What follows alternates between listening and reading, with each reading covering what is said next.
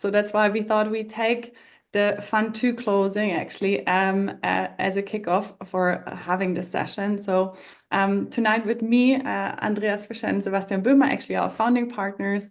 I myself, Lena, I'm head of platform at First Momentum. We at First Momentum are investing into deeply technical teams in Europe that are building actually the next deep tech unicorns. Probably you've also heard from a few portfolio companies, if not, also check them out. Really interesting and, as I always say, also really nice and smart founders. Quick,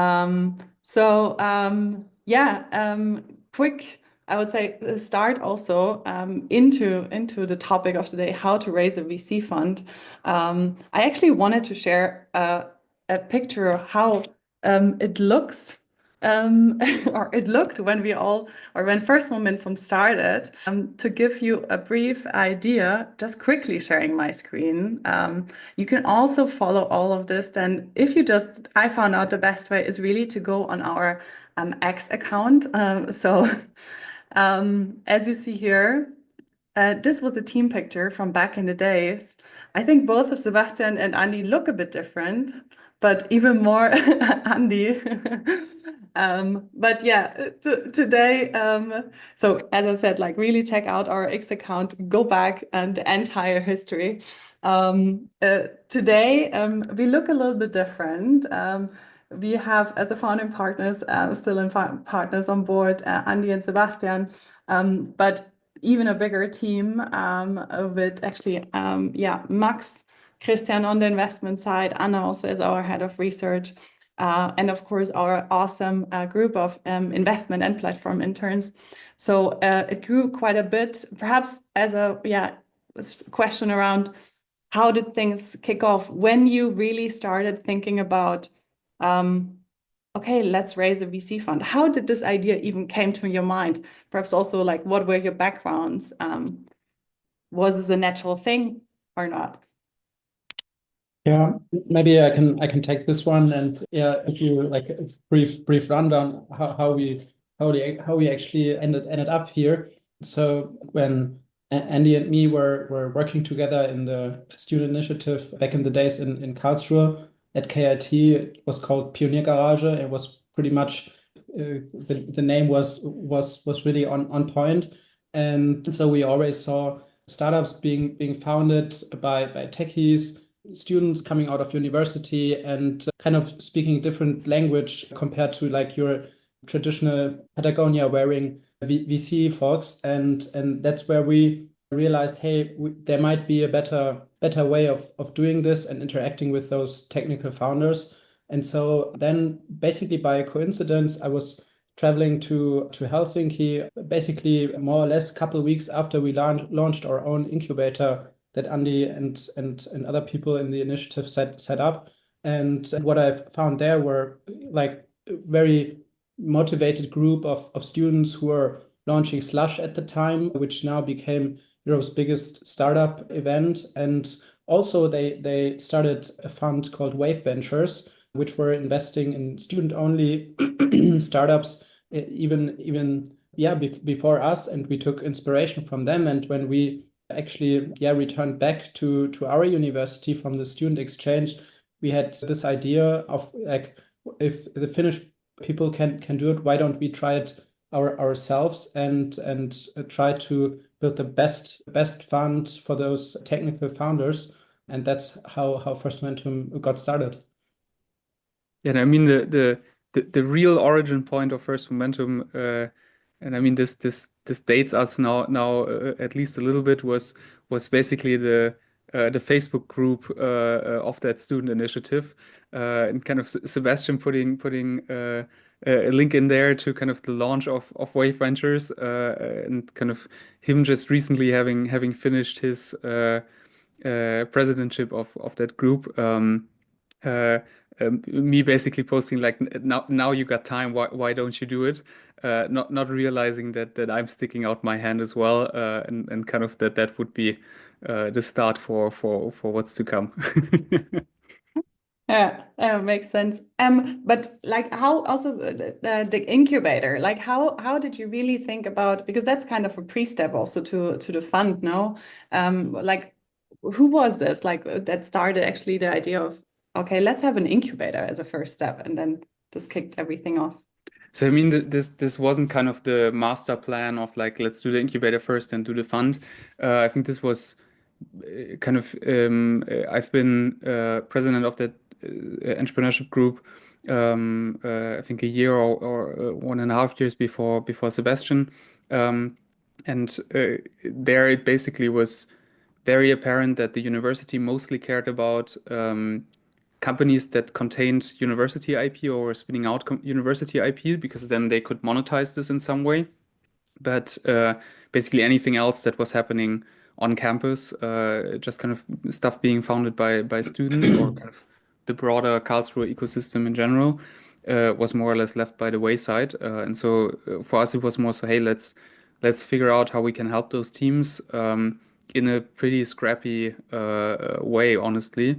Kind of the also we use this as our first office then for First Momentum, but basically we opened kind of a space that was before that I think kind of a slot machine room, and then afterwards kind of the prayer room for the Muslim faith community in Karlsruhe, and kind of we basically I think this space was derelict for 5 years. We renovated it. Made it look like properly moved in by students, but basically just kind of giving all of those companies and teams that were forming in that time kind of a space to work from. And I think then um, maybe it was to some degree our work, maybe it was kind of to a good degree also just good timing. Just a lot of really cool teams formed in that time and kind of were spinning out of that incubator. So this was also kind of the first validation point that we basically had for our thesis of like, hey, there's really interesting stuff happening around the universities, and let's kind of properly tap into that potential. Did you have a certain vision of the fund you wanted to build already back then? I think it was basically in the very beginning, we had some ideas and some hypotheses, but we were not thinking as long term as we probably should have done. I mean, that's something that you learn then, but and for us, it was, I mean, we had seen all these founders coming out of that and saw some patterns, but and for us, it was obvious that these were not only patterns to be applied to our Karlsruhe ecosystem, but already within the first fund, we started investing across German-speaking countries, and that was immediately obvious from the get-go. But to develop like our niche and also expand that beyond the university ecosystem that evolved during the time. So also, I mean, because Fund 1 was like 4 million, now Fund 2 is 35 million, almost 10 times more. But how did you think about like, okay, basically the fundamentals of like, okay, did you knew we want to raise a fund of 4 million, or what was your basic thinking around this? So I think kind of the baseline is we went into this pretty kind of naive, I would say. I mean, in the end, Sebastian was the only one with some semblance of experience in kind of the venture ecosystem, with having kind of spent a couple of months at a fund admin and basically kind of learning how to do some of the ops topics for ourselves. But I think the rest was mostly bootstrapped from speaking with a ton of people in the ecosystem. And I mean, there was really a ton of people that kind of were very gracious with their time. Let's put it this way, and kind of really walking us through, like basically going through our assumptions and being like, hey, this makes sense. This like scrap it. You have to think about it in a different way. And for us, kind of, I think the first benchmark that we had was, as Sebastian mentioned, like this Finnish fund, and like, hey, we should be able to raise a larger fund than this in Germany, just kind of based on economy size and all that. But for us, it was really kind of, let's figure this out while we like the analogy that usually is applied to startups as well, of like, let's build a plane while we're basically kind of jumping off the cliff and racing towards the ground. And so for us, it was kind of this, we'll figure out what the right fund size is kind of as we go. Obviously, there were kind of some fundamentals we tried to make work, of like having a large enough portfolio, diversifying properly, think about kind of what the right ticket sizes are. But kind of for us, it was, let's get to the first closing, let's do the first deals, and then kind of keep going afterwards. To how And many? the other constraint there was like how much time do we really want to spend fundraising and not working on the portfolio side, like for a marginal increased size of the fund. So how long did you basically work on the until the first closing? And I mean, yeah. Yeah, so I think it's always hard to to put exact numbers there, but it was, so we had the first discussions, I think like 7 months before we had the first closing, and until we had this like 1.4 million signed and dry ink basically, and then we did our first few deals, and basically at the time we were still enrolled at university, so we had to write our thesis and then go to the classes again, and had some lectures here and there, and then went back basically to the office, which was located in our incubator, and then did some more deals, and then met new LPs and so on. I think this whole process dragged on for like 18 additional months, but then we increased the fund size from like 1.5 to like 4 or 5 million, depending on like how some certain co-investments you might want to count in or not. Yeah. So how did you get to your first LP? Because I imagine also the first LP is like the crucial one. Yeah, I think kind of the first LP was a warm introduction from basically the only other fund in Baden-Württemberg, and they were like, hey, there's someone where kind of he's an LP in our fund. You probably could kind of speak with him as well, because I think that he should be a good fit for you. And it was actually the first LP meeting we ever took. So it's kind of, we weren't really prepared to get through our pitch in its entirety. But he was kind of patient enough, and then in the end asked like, okay, so how much money do you already have committed? And I think there was a pretty long pause there, because we just didn't assume that we would get to this question at all. And then we basically told him like, hey, you can be the first one to come on board. And he was like, yep, here's my phone number. Like the next time someone asks how much money you have, you can give them my phone number, and I'll tell them why I invested. And kind of he through his family office is kind of still an LP to this date, and kind of really valued LP as well, and kind of a nice relationship. But so kind of good part of getting lucky there as well, or kind of at least having kind of the right connections in the beginning. And I think this is kind of for the broader set of LPs in the beginning also true, that a lot of this came through our network. In the beginning, kind of through the Karlsruhe network, and people that have basically known this student entrepreneurship group. But then there also were a couple of LPs where basically just being tenacious was the way to unlocking them. I think Sebastian kind of kept following up with one of our also larger LPs now in both funds. I think 8 or 9 times before kind of he got a reply, and kind of then the meeting afterwards. So I think just kind of sticking to it is also a part of the game plan. And what do you think, like, what did also, I mean, back in this, as you, Sebastian, said, like, you were still students, like, without track record as a previous investor or founder, like, what did the LP see in you? How did you convince them to really invest also their money into you? Yeah, I think we were certainly eager to learn, and there's this kind of saying with which I think has some truth to it. Like, if you ask for money, they'll give you advice. If you ask for advice, they'll give you money, and certainly our first step in the game plan was to build an advisory board of other more experienced partners in VC funds, and was like not a formal structure. They were just here to answer our calls and questions, and that was super valuable for us, and it also opened doors to like our first and second circle of LPs.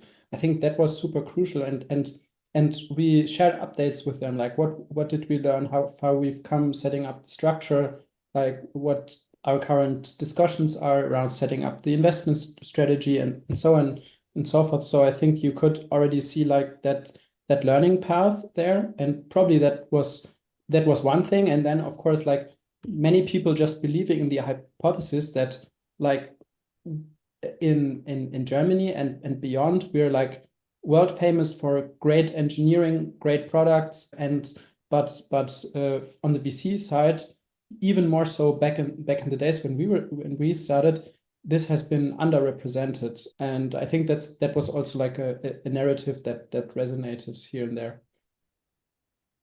So how important would you say for someone that like considers also raising a VC fund, like how important is it to find that niche or that special, like as you say, narrative or a hypothesis?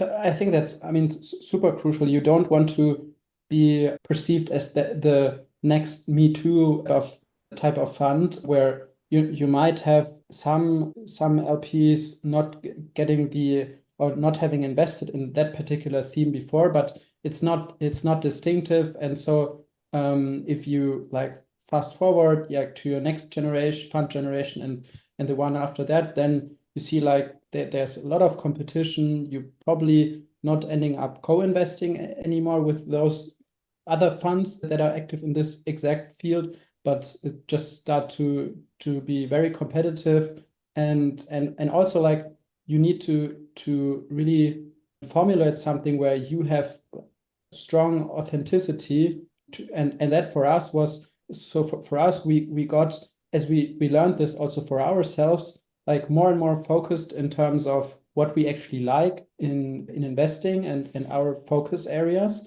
And in the very beginning was much broader. We even did some B2C investments in the very beginning, which would be unthinkable for us today. Yeah, that's how we met. We were marketplace. Yeah.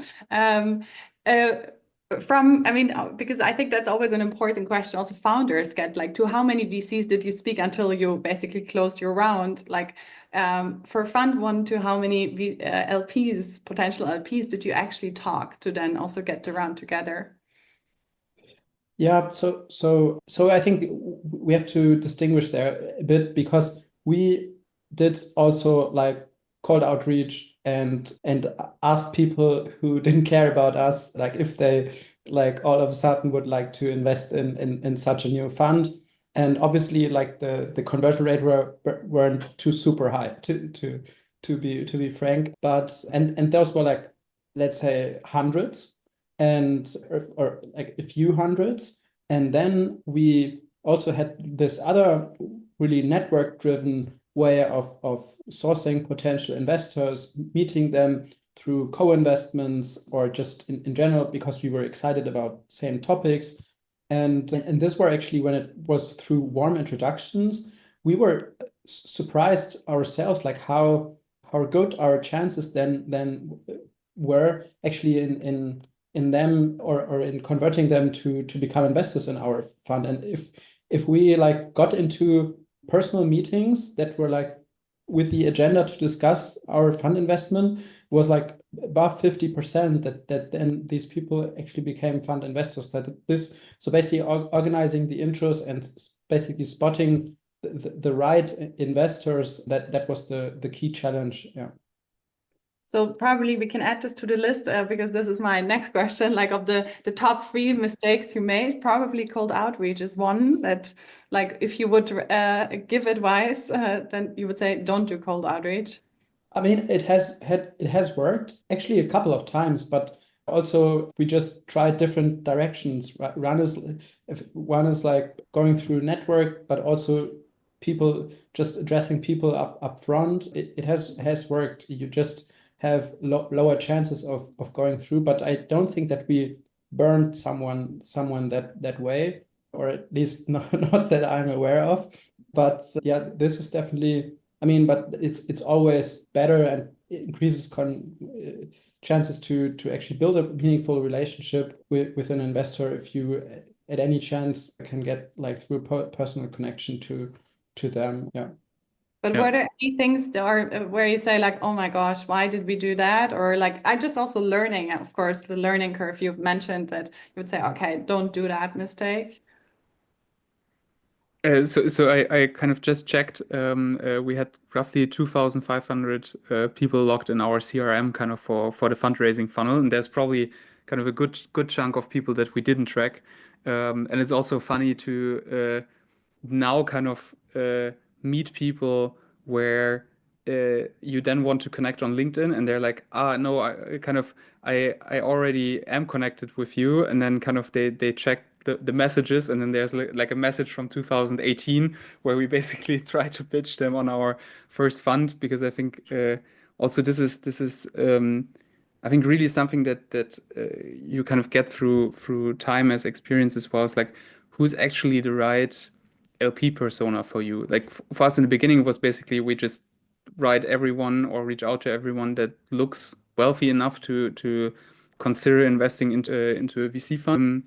And I think, I mean, that's the kind of overall market that you're targeting. But I think for us, for example, we have a lot of LPs that come from kind of the typical German industrial Mittelstand, so kind of the family offices and owner families kind of behind those companies, because they very strongly resonate with the kind of portfolio that we're building. For other funds, that might kind of be a completely different set of LPs that kind of your focus area really fits to. And so I think like this understanding your customer in that regard, because in the end, kind of the founders are our main customer, but then kind of the LPs for sure are kind of the second customer set there.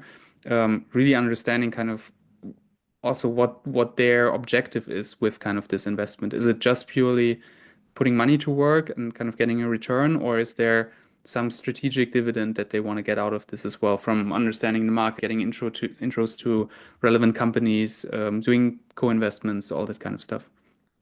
And in terms of lessons learned, also like on the fundraising side, so I think in the very beginning we thought that VCs were our most likely fund investors, and then we learned that like a few weeks or months in, that most VCs are actually prohibited from investing into other funds, because then you have like next to the funds layer of management fees and carry, an additional layer of the underlying fund you're supposed to invest in of another fees. And the ultimate LP doesn't like that to have his money going through two layers of fees. So, and there's some exceptions to the rule, but that's really something we learned. And also in the very beginning we tried to be very strict with the like investment criteria we put down for ourselves, and actually, so looking back, we did probably some failures or mistakes there, which we later then corrected. And so, for example, we had in the beginning the idea that a founder, like that we should invest a substantial amount of any given round. So meaning with our 100K check size, that would rule out basically most rounds larger than 300 or 500K. And as we went more technical with our investments, then it became pretty evident that this wouldn't make a lot of sense, and we just opted in co-investing more and more. But in the beginning, that was basically our sweet spot that we're looking for, which was not really there. Mm-hmm. Yeah, I mean, to also get everyone on board on the like kind of business model of VC, like could you just elaborate, because you mentioned it now, Sebastian, also the 2%, like kind of how do actually VC funds make money, pay their employees, and why is always also this narrative of, okay, every company that we invest in has to become really a billion-dollar company. Could you just explain that a bit more? Yeah. So in general, there's this standard set of terms. It's called 220. 2 meaning annual management fee that the fund manager gets for a certain size of fund. For example, if there's a 100 million committed capital fund, then the GP gets 2 million per year just managing the fund, like no performance incentive there. And then on top of that, if the fund then exceeds a certain preferred return, for example, 6 or 8% annually, for all the profits above, the GP typically gets a 20% profit share.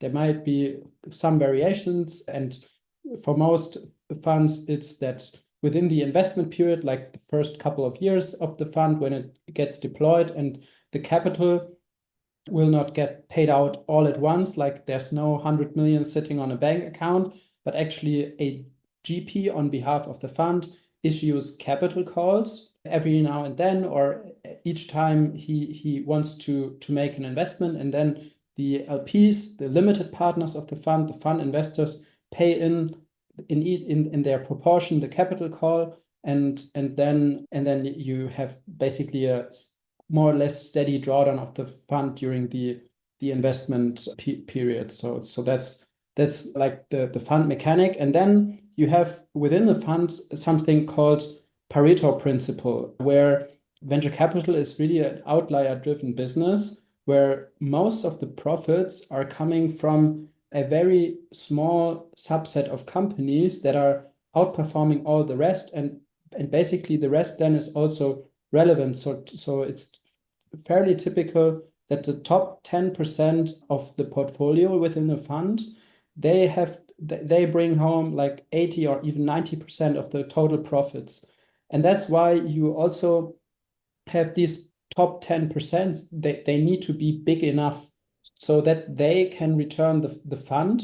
And what basically when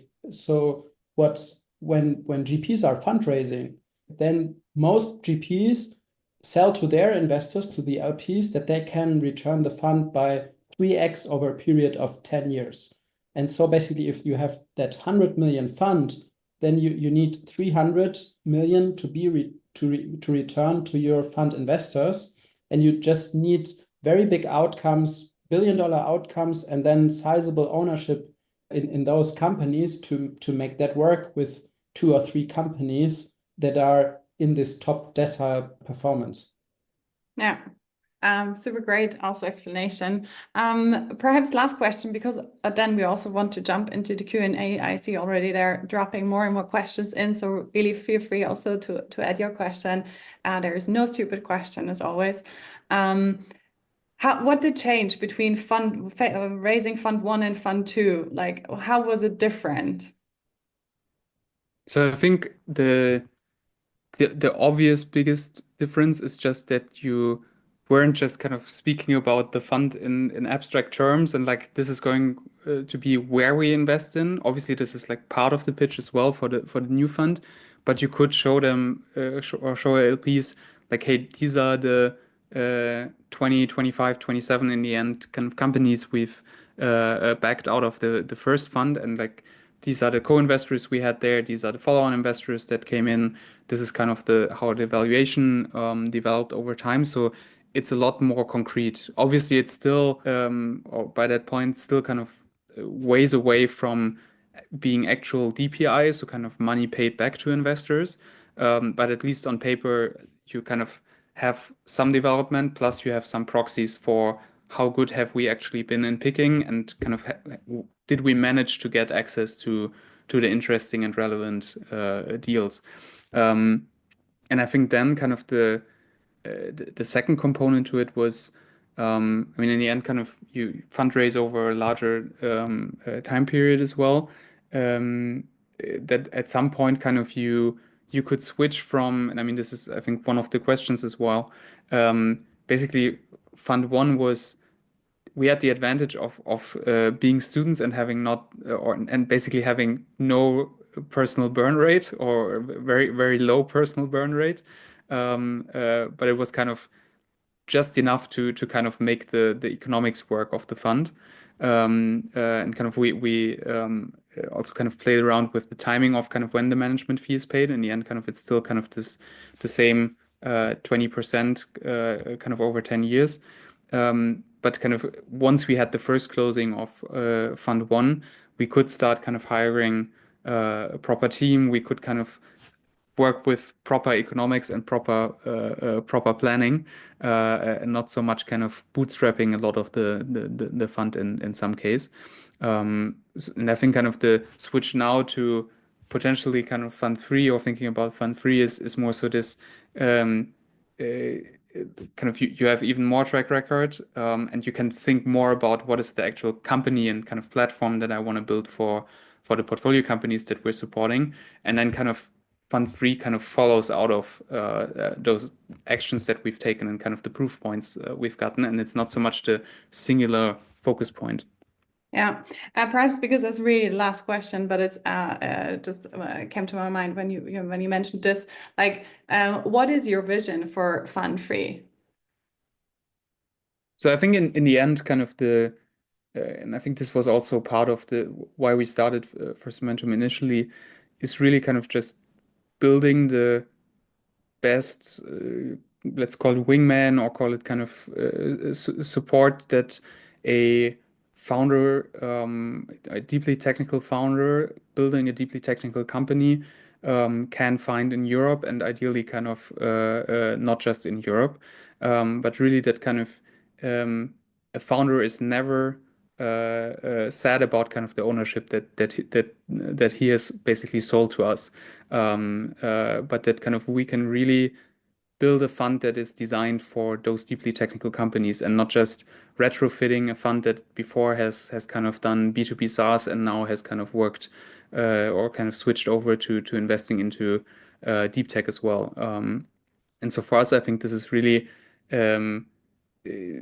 we still want to be focused kind of on this very first round that companies are raising. Maybe there's some angels in there, but kind of the first proper round that those companies raise, and that we kind of build the support layer around this. And then for some companies, and in most cases, we are the co-investor. For some, we might also be kind of the lead investor, and might also be the ones that can really kind of put fuel to the fire that kind of is burning with the founders, and kind of get them to jump out of kind of the university context, spin out, and kind of be the first backer in kind of this context.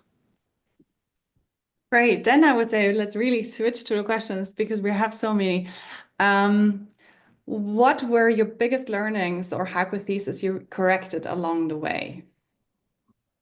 I think one was actually what I mentioned, like being too picky or too strict on how the rounds that we wanted to invest in should look like, and in terms of ownership, and also we relearned this again with the second fund now. Like, one of our earlier investments, it could have been something that we thought it was a bit too pricey, and would not bring us to our target ownership, but so far it's performing really well, and at times you just have to screw your promises, or just explain why you like intentionally had to deviate from them, and yeah,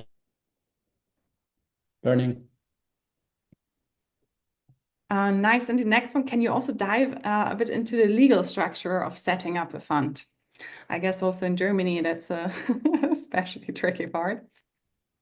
Yeah, we didn't do this ourselves. Obviously, we now know how to do it, and it's basically involves, you have to file yourselves or certify yourselves as a asset manager, and get some license from the Financial Supervisory Authority, and then you have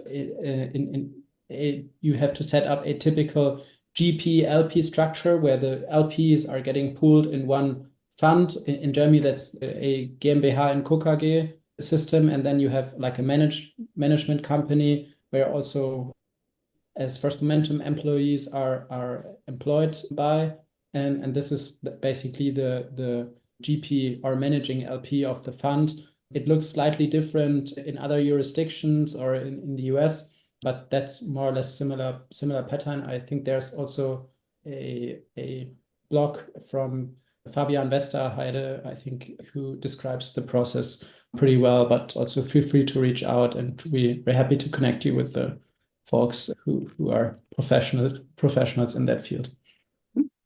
Great. How did you convince the advisory board members in the beginning to act like a mastermind for your VC fund journey? And could you elaborate more on this? And also, how did you benefit from the advisors?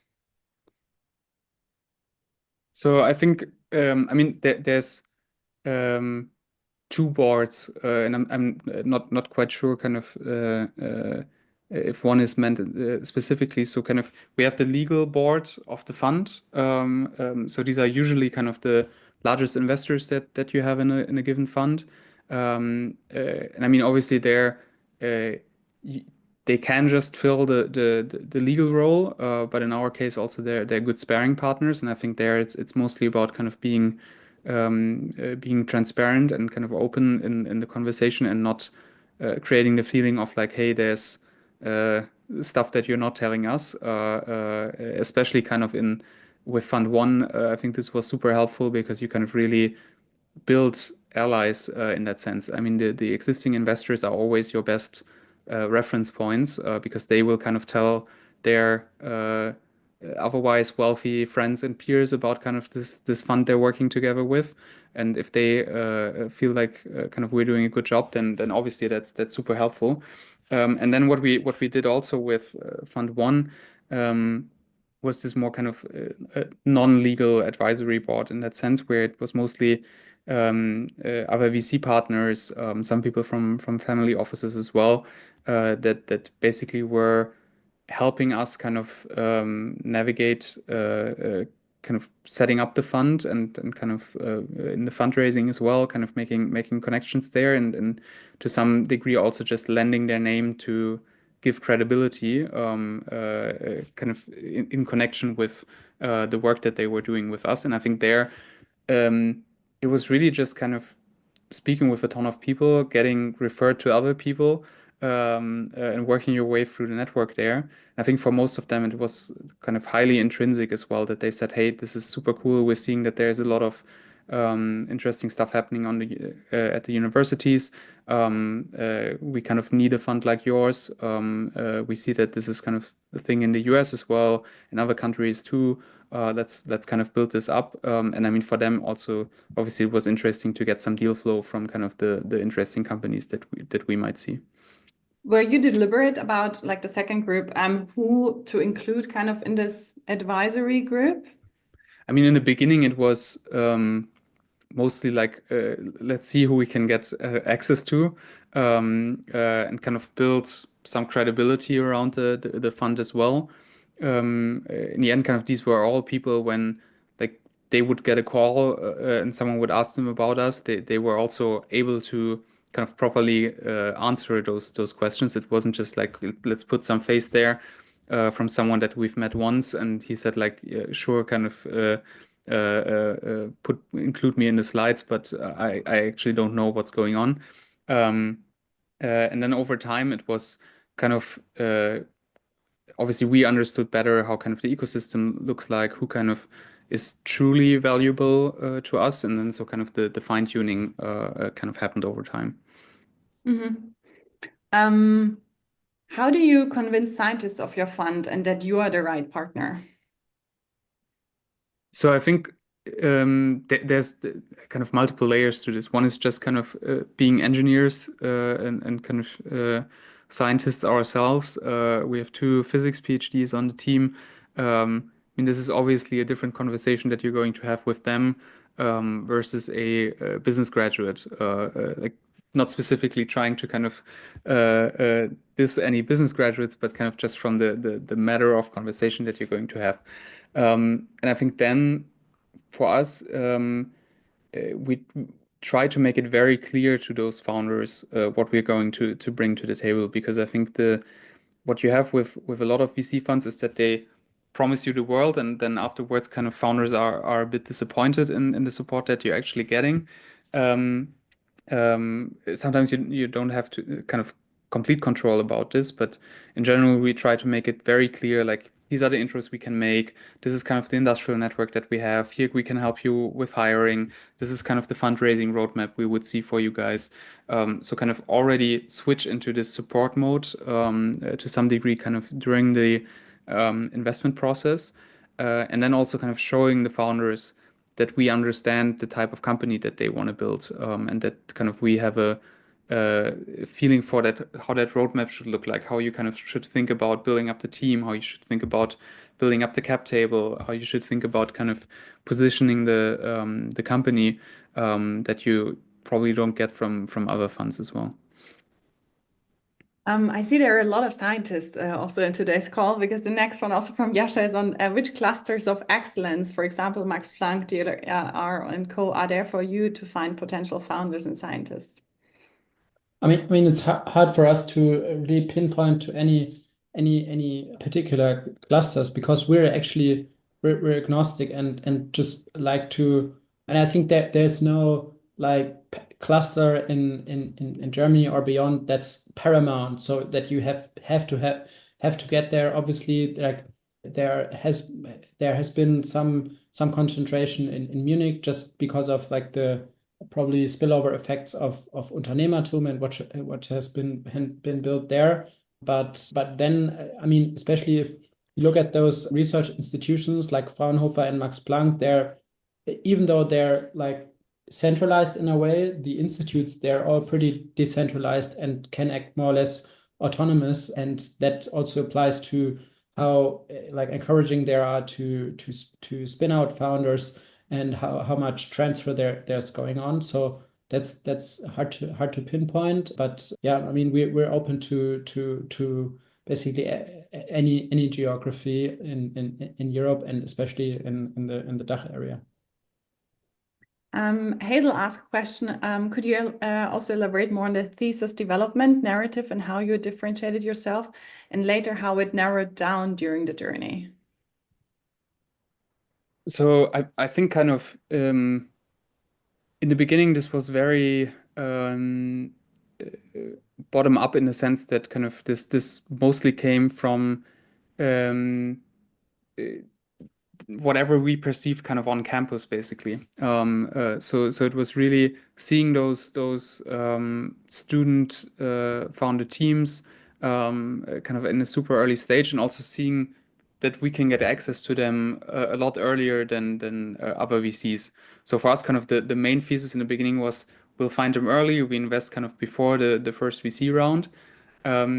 Over time, that has developed to, okay, we can get access to them early, but we can use that time to build a relationship, and then kind of be part of the first round. We don't need to come beforehand, because then kind of the risk of that company just not raising a round is kind of eliminated. And I think then over time we kind of figured out, okay, it's not just this universe of student kind of founded companies, but actually like this same problems apply to PhD founders, to founders coming out of industrial companies, and kind of just technical founders in general, that maybe have kind of difficulties getting more generalist funds on board. And at the same time, as Sebastian mentioned, kind of finding our taste, like what companies are we super excited about when we see them? Like, what are the hypotheses that we have? I know, for example, that if we are going to see an ad tech company, so kind of a company building advertising technology, no one in our team is kind of jumping up and down about this. Just kind of from personal personal perspective to this. Like, for sure, you can build relevant companies in that space, but it's just not a fit with us personally as well, and where we kind of have our expertise. So I think this, like, over time, you start narrowing down that scope, because then you end up with more time to focus on the really interesting topics as well. In your opinion, what is the characteristic of a perfect LP regardless of the supply of liquidity? Ask Yashar. I mean, there are different angles to that. One is, so we love to have like constant, or we like to interact with our LPs, and most of our LPs also like to interact with us and with the portfolio and see like where synergies are and how to capture them and realize them for the benefit of their investment and hence for the portfolio. So I think for us, like it's always nice to have that extra strategic dividend in an LP, and that could be multifaceted. So that there might be people that have been operators themselves, and they just are very experienced in go-to-market, and so that's then their angle where we can connect them with our portfolio. And others are like coming from an industrial family-owned business, and they just know super well about certain industry. And then this helps us in our referencing when we're looking at certain deals. So for us, that like cherry on top is that kind of extra strategic dividend. And I mean, that also a question from Rahul fits to this. Is it a new challenge for finding LPs for each vertical? I think that depends a lot on the vertical, because as I mentioned, kind of for some verticals, it's pretty easy to find kind of the relevant ones, and for some like those family offices from kind of industrial companies, like they usually don't want to be in the spotlight, and they usually don't write on LinkedIn owner of X, and maybe don't even have LinkedIn. So kind of there's for sure different degrees of like how easy it is to access some people. And I think the other topic is also you have to find the LPs that are also matched to your fund size, because there's kind of a good chunk of LPs that just say, hey, 5 million fund or also a 35 million euro fund. It's just too small for me or for my family office. We have to deploy more money in a single investment, and we don't want to be like the majority shareholder in that fund or majority so you kind of also have to figure out what are the LPs that are investing the right amounts for your fund as well. And overall, in Fund 1, how many LPs did you have, and what was the minimum ticket size? So minimum ticket size again depends pretty much on regulation in Germany, and how and under what kind of registration or regulation you're working on. It can be either 100,000 euros or 200,000. So this is like fairly typical in VC. And then you also have like normally a kind of Pareto distribution within a fund, that you have certain LPs who really and want to deploy larger checks, but some of them also want to be on the fund's advisory board, or also kind of a strategic interaction which they want to codify so that there's certain routine. And but usually funds have like, so that there are certain funds that only have like, let's say 10 15 LPs, but usually you have like same number of LPs and portfolio companies. Yeah, more or less same region. Okay. Argenia asks, has it become more difficult to raise a first-time fund nowadays, in your opinion? I met 3 funds last year doing around 20 to 25 million, but they had to readjust after several months because they were missing their target size. I would say, I mean, there's always just kind of in general good times and bad times to raise a fund, and probably kind of 2022, 2023, both have been pretty bad years to fundraise, just because it's kind of the hangover from the COVID highs, and a lot of money getting sucked into new funds in 2021. I would say in general, when we started with Fund 1, a fund in our fund size was something that people just have never seen and were basically like, this can never work. we had a good chunk of LPs saying like no, just based on kind of the economic model of the fund, basically.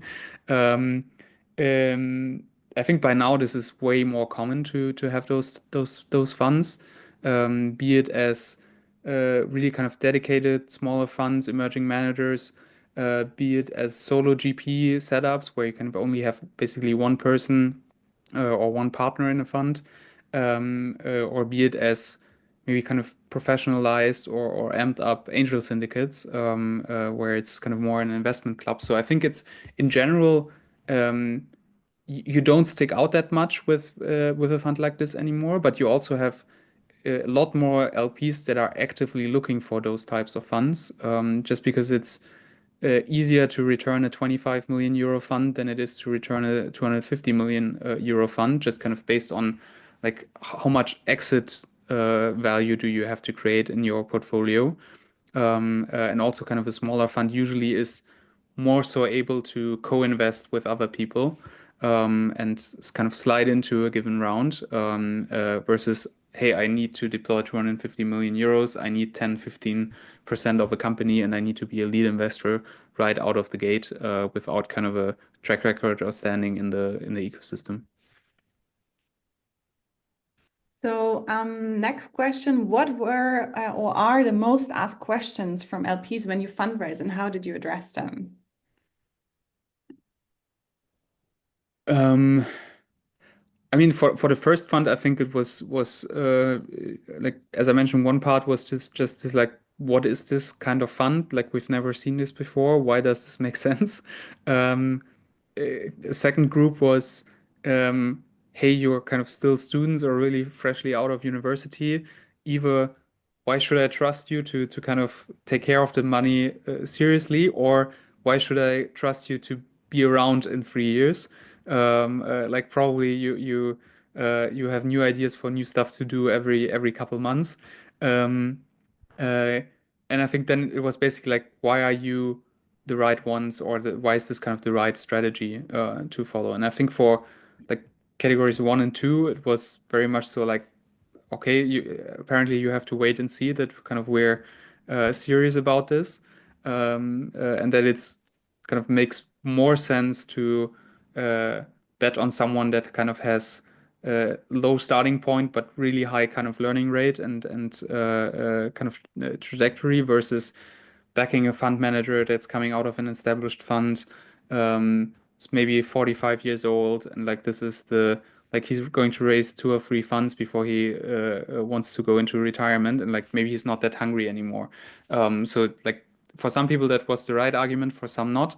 And then for the third group of like, hey, does this actually make sense as an investment strategy and so on? It was really kind of doing the first investments, going back to them, speaking with them. For some, it was kind of then enough evidence that they were like, okay, this actually makes sense. Let's come on board.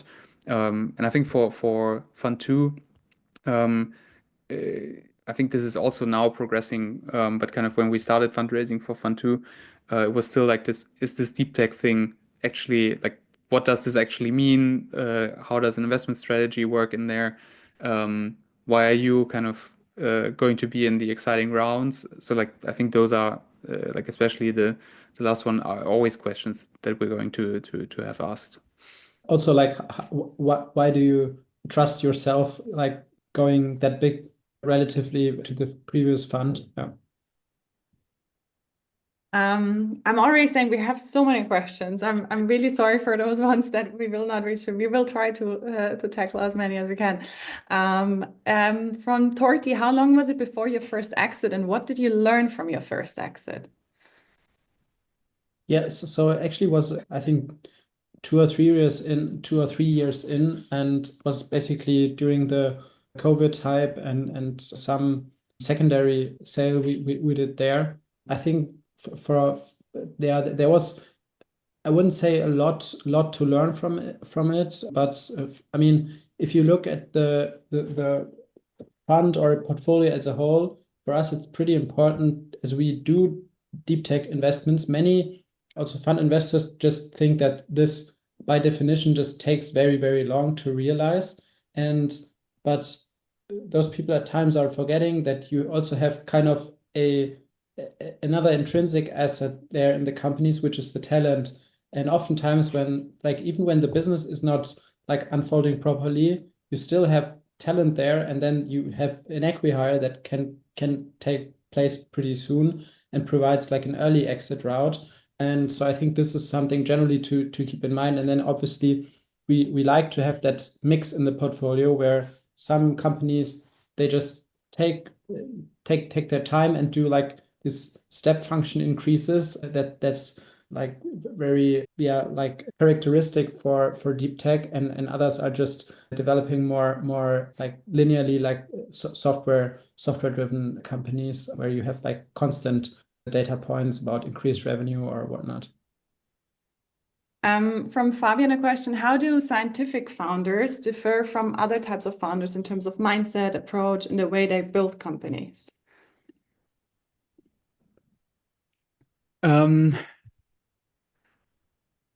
I think kind of you on the plus side, you have typically founders that are extremely deep in the subject matter, kind of compared to the typical kind of SaaS company where you mostly kind of have ex-consultants. Like, this looks like an interesting space.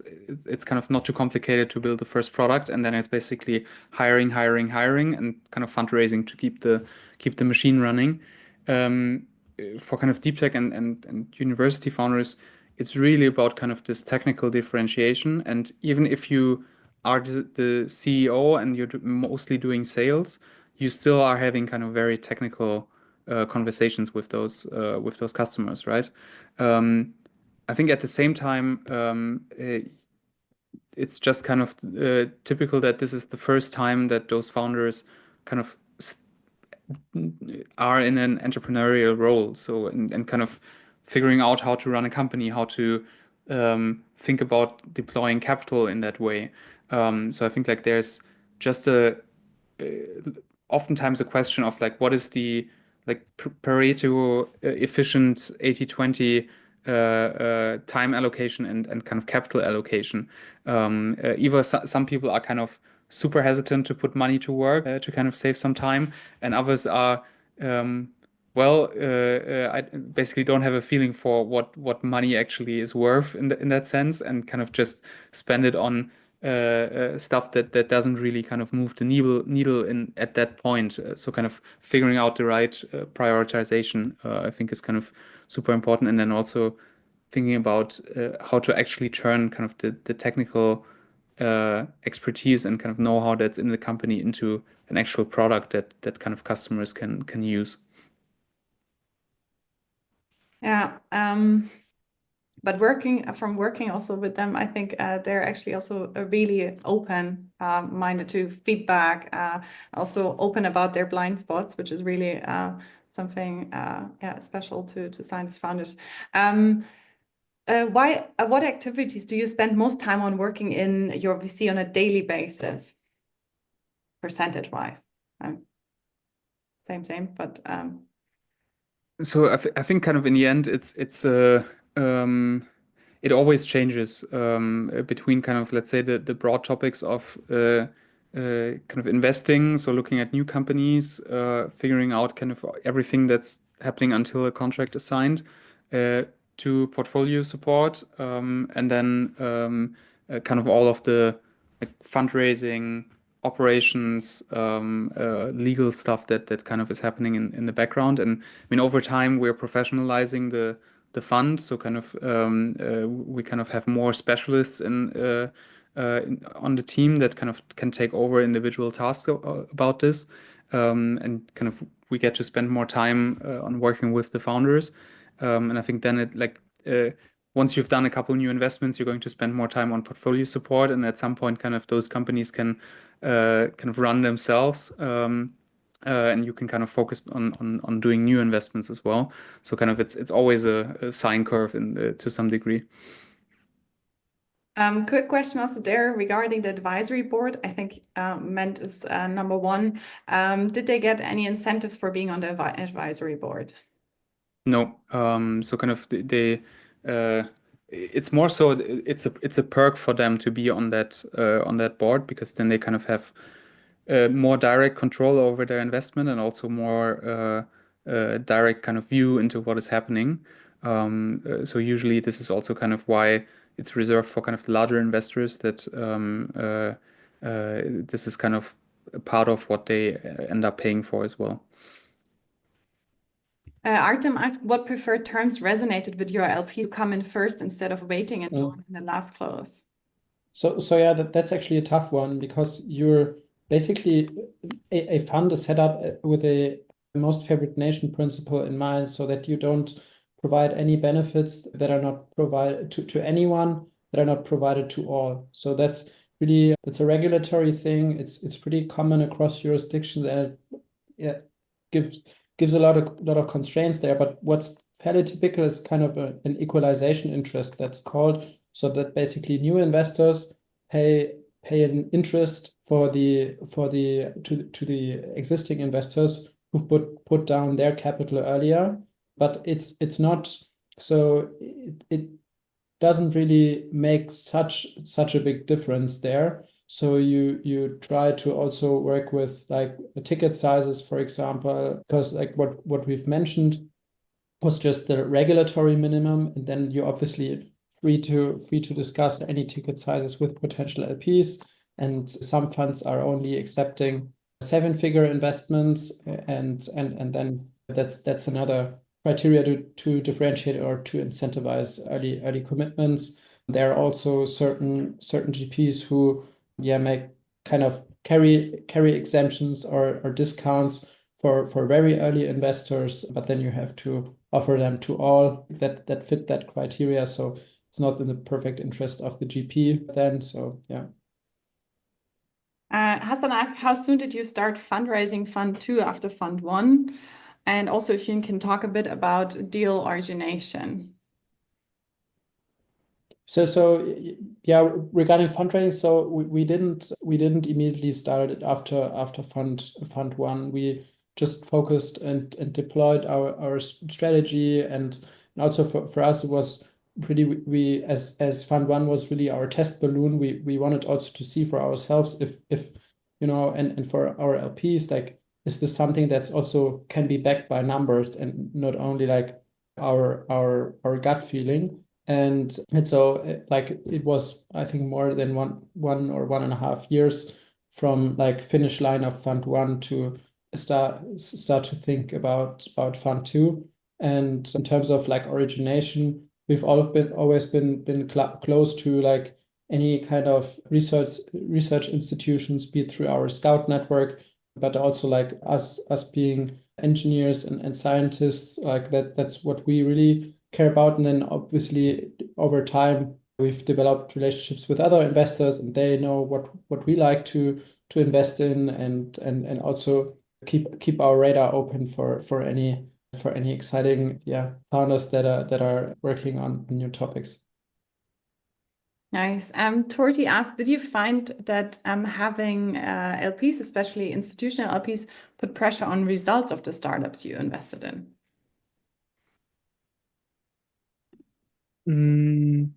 I mean, in the end, kind of, it's not a real forcing function. Like we don't,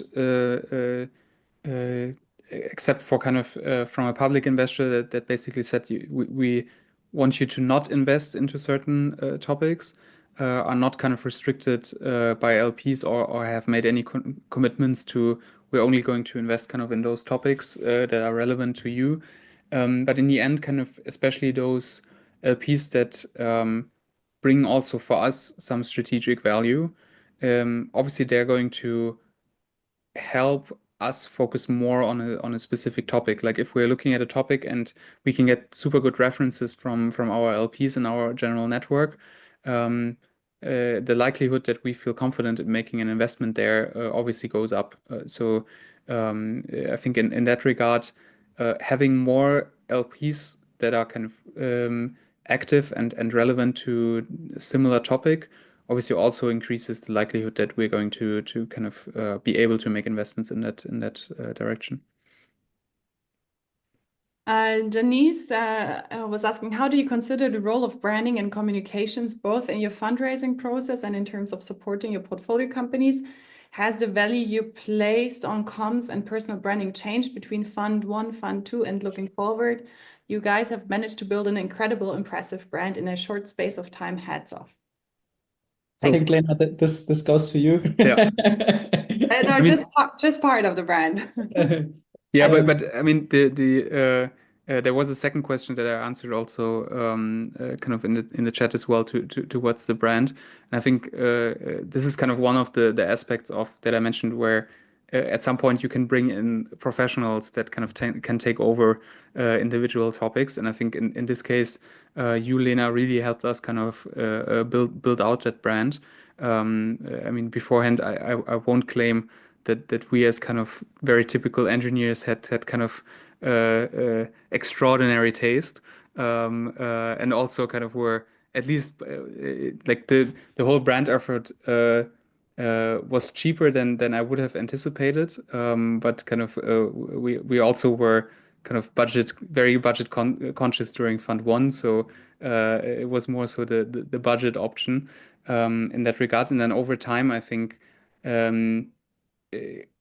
I mean, it's also become to us quite apparent that it's not just we can kind of present founders a lot of evidence on kind of how we're supporting them, but if they don't know us and don't know what kind of our reputation is, what we kind of are known for, or kind of how we want to present ourselves outwards, then it's also going to be a lot harder to make them believe in kind of this support or kind of associate us immediately with this, and also for other investors that are thinking about like, hey, what is the right consortium here? Does it make sense to have First Momentum there?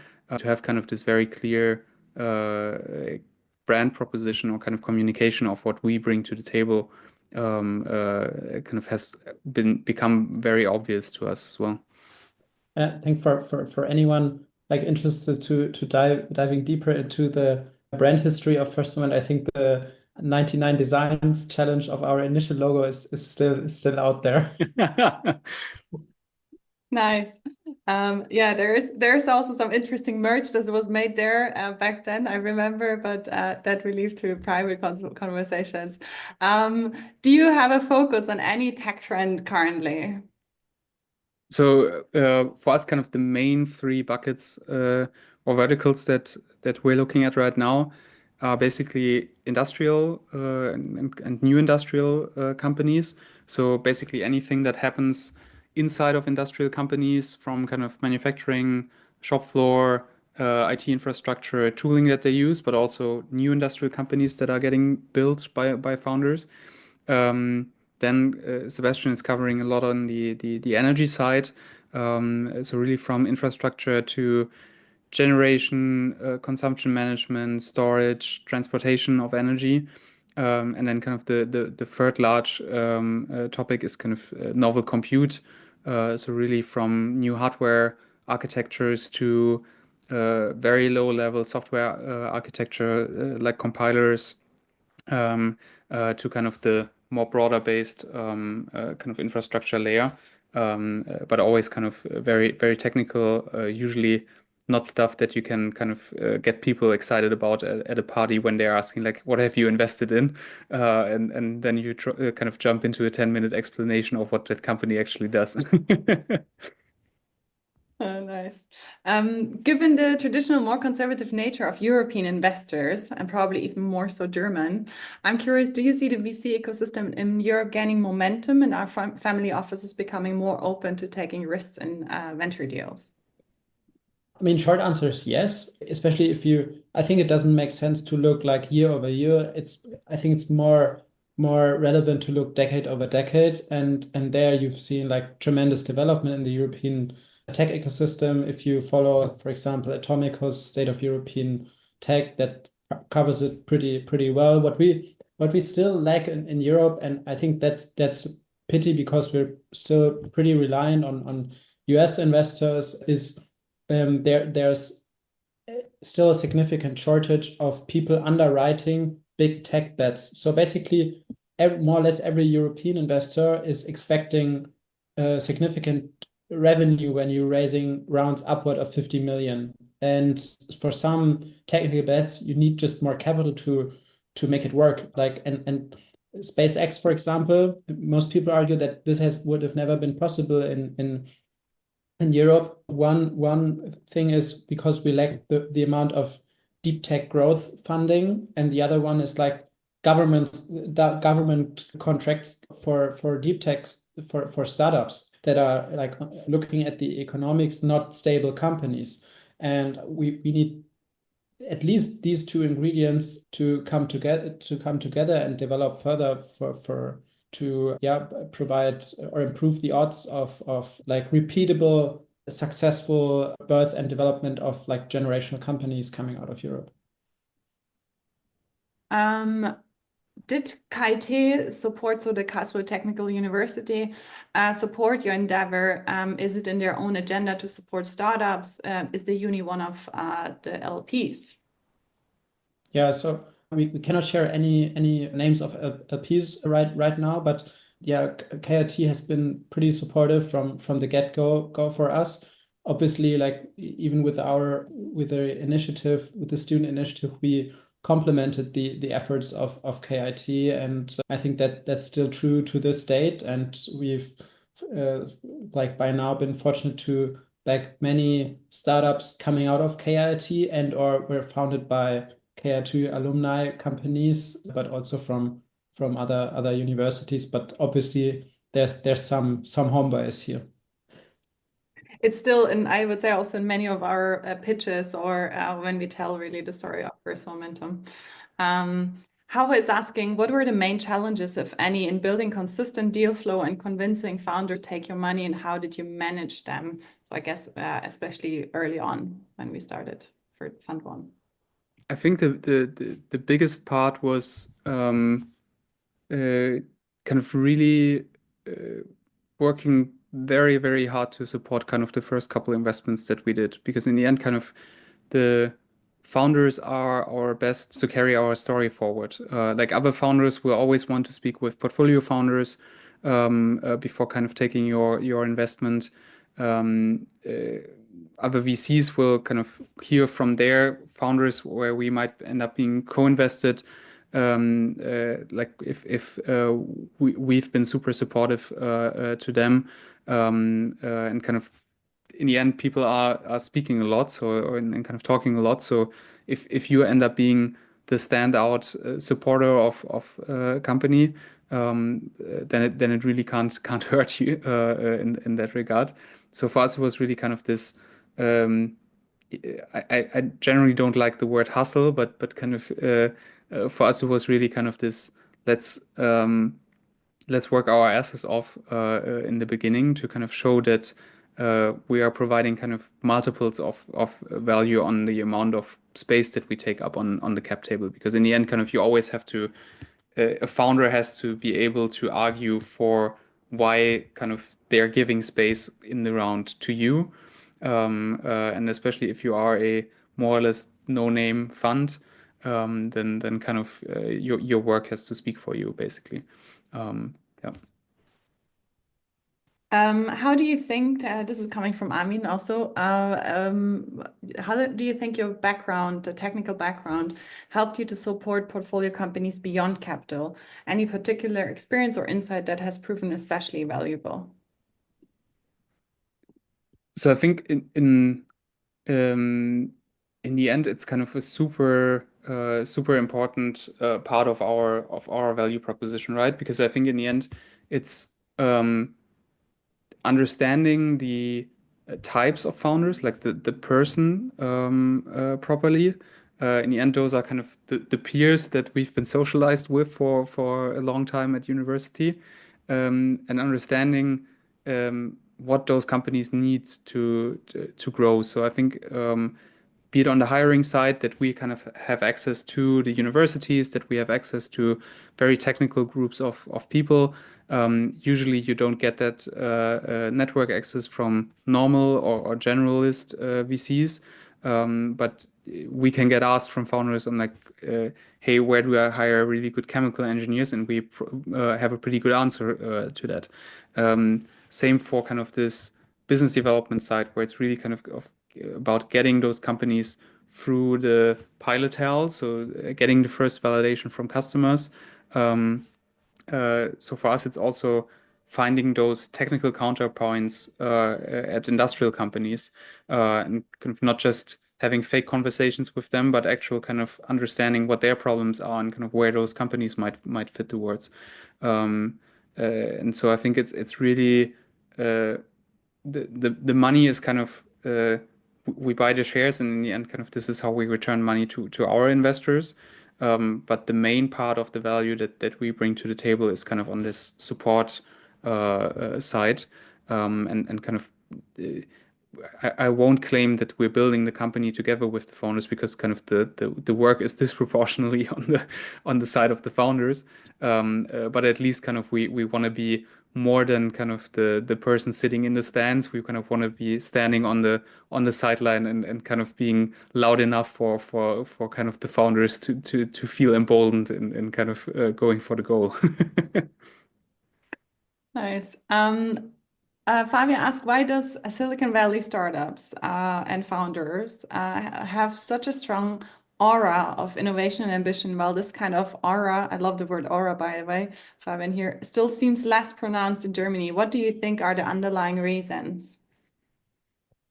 I think it's mostly a cultural thing, but like maybe to circle back to the culture thing in a second, it's also about like what kind of opportunity is there to build certain sizes of companies in Europe, or certain types of companies, and what capital pools are available for them.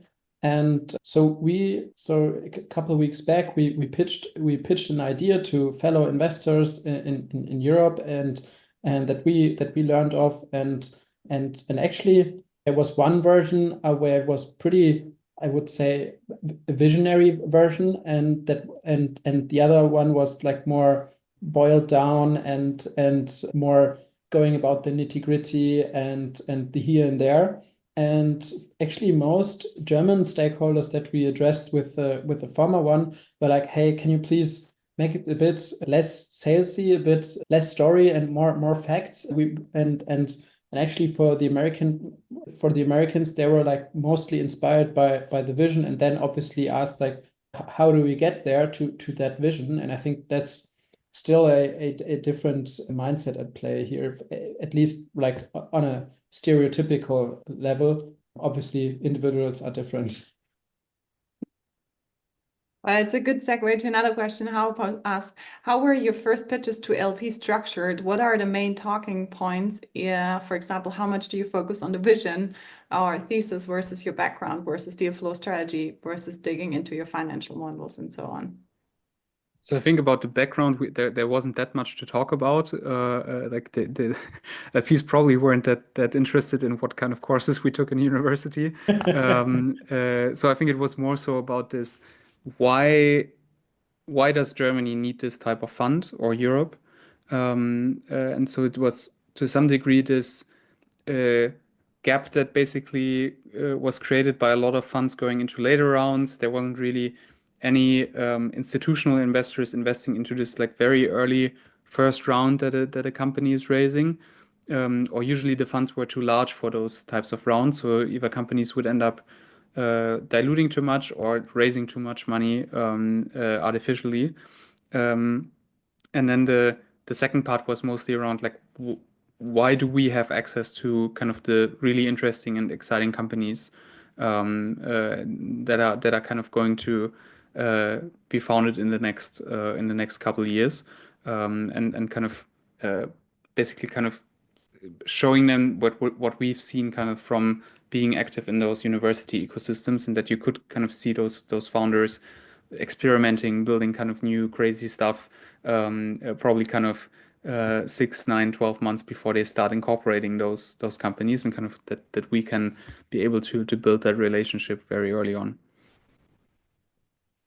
How did you build conviction with LPs on your technical know-how on all deep tech topics? You were engineering students only back then. I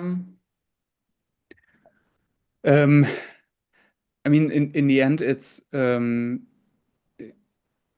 I think as well a function of like what types of companies are we ending up investing in? Because I think in the end, kind of we for sure have some kind of scientists and engineers as LPs as well. But they didn't kind of quiz us on technical topics. I mean, in the end, you have to be you need to be able to communicate why you think a certain area is interesting and why you want to invest there.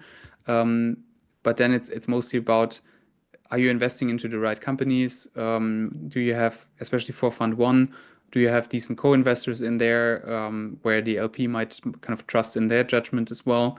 And I think by now we've kind of flipped that script on its head to a large degree, where we are more so the validation point for a lot of funds on, like, if First Momentum says that this makes sense and wants to invest there, then kind of the tech side will for sure kind of work out well.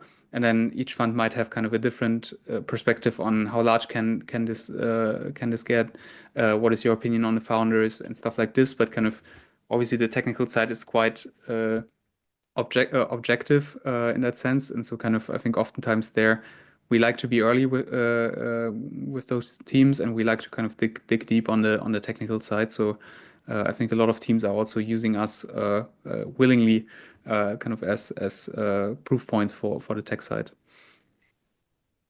Moritz asked, how do you build an investment thesis and validate it? And how much of a role do LPs play in this process for you? I mean, it's pretty hard to validate an investment hypothesis, because typical feedback cycles, like depending on what you count, takes like up to one fund generation, right? So I mean, you can always test the market and talk to other VCs, and especially like potential follow-on investors, how they look at the topics you find exciting, and if they're like, what are their areas of interest. But like, it doesn't matter if like AI is on vogue right now. You want to want to know, like, will my company be able to raise the next round in 12 or 18 months when it's due, and will they be able to raise the round after that in like 3 years from now? That's what you really have to cut through the noise of hype and articles and all that, and try to at least for us find the ground truth in that.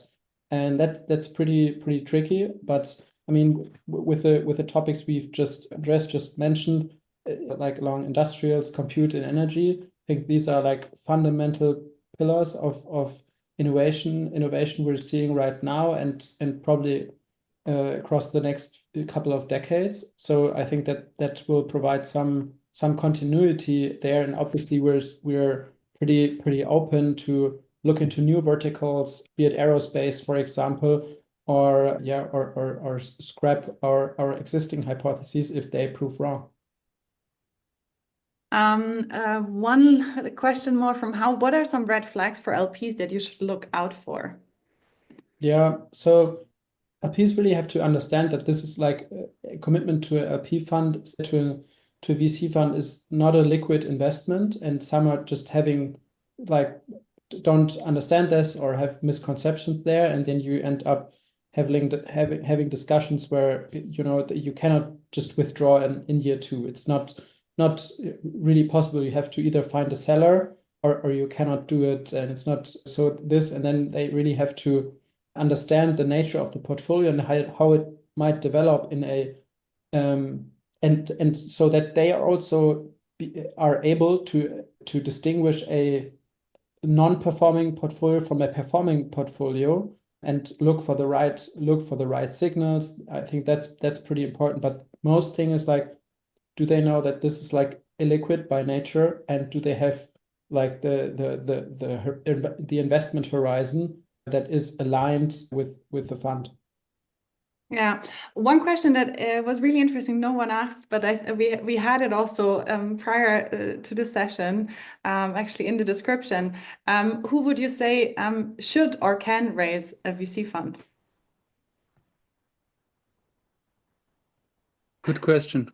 I mean, in general, I think it depends on what you want to get out of this, right? For us, it was very clear that I mean, we started the fund like basically as the first step in our career, and so kind of the goal was also to make this a career, and kind of build this up as a platform to kind of support deeply technical founders in Europe. I mean, there's also obviously the option to do this as a side gig, besides kind of your day job, or to do this to gain more independence in how you're kind of working, not necessarily working less, but at least kind of you're your own boss in that regard. So I think it really depends on what your aim is. I wouldn't do it kind of out of the assumption that you're going to earn a ton of money in kind of a short time horizon, because you're probably going to bootstrap for a good while, and then in the end, kind of the funds are set out for 10 years for a reason. So it just takes time to get exits, get returns, and then also get into carry. So I think like in the end, yeah, it has to fit kind of your objectives, and you have to figure out what the right way for you is to source deals, support portfolio founders. Usually it's a very communication heavy and networking heavy job. There's fund managers that have figured out how to basically do it from a remote, isolated island with kind of just an internet connection. And then they might spend a lot of time in calls, or you have kind of basically do everything in a very automated way. But then obviously your value proposition probably also looks different. Yeah. Thank you so much for taking the time. I know also we didn't cover all questions. Some were repetitive, but I hope we managed to tackle most. Thanks for everyone who stayed also until that time of the evening. And yeah, hope to see you all in somewhere or another, remote or also in person. Thank you so much, Andy and Sebastian, as well. Thank you. guys. Speak soon. Bye. Bye-bye. Bye bye.